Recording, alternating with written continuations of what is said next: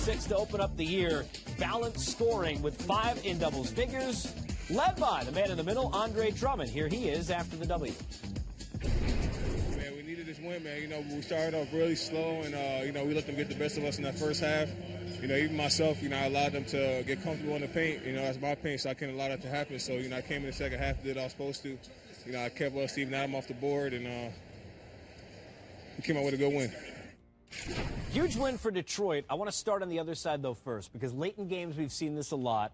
And I don't know, you tell me whether you look at Billy Donovan, the players, and I know you've got 3 stars trying to get together, but we're seeing a lot of rust late, not necessarily Paul George, not plays that are set up, and you got to get a better shot than that with 5 seconds. Yeah, it's going to come down a lot of chemistry for them and working things out. And I'm a big believer. Obviously, whoever's going hot and what's the situation, but just taking that situation with 5 seconds left. If I got Paul George and Carmelo, if you're Russell Westbrook with 5 seconds left, and you're only down 1, I put the onus on the referees, and obviously you're going to have spacing because I wouldn't want to leave Carmelo or Paul George, and you drive it as hard as you can.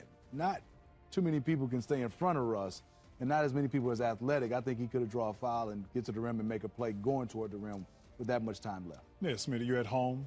You know, Russell Westbrook, you know, a pull-up 3 off the dribble, you know, with somebody in your face with 4 or 5 seconds left. You got to get into the paint. You got to make something happen.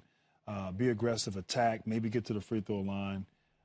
You know, when you're down 3, you know, maybe you settle for a basket like that. But yeah, it's, you know, to your point earlier, it's going to take some time. And how much time, we don't know. You don't want to get too far behind, particularly in the West. But this team is just, they're still a little just disjointed there in terms of understanding roles, who's going to have the ball in certain situations.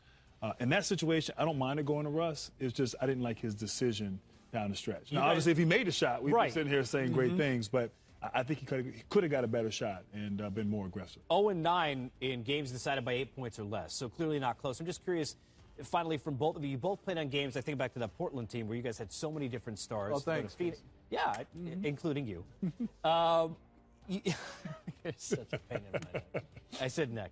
I want to ask you about how you know that it starts to click. What happens when you're sitting there in that scenario where you realize, okay, this is the moment that everybody's kind of got it together? Because clearly, as Grant said, right now it's a little disjointed. I think in Portland it started to click with us.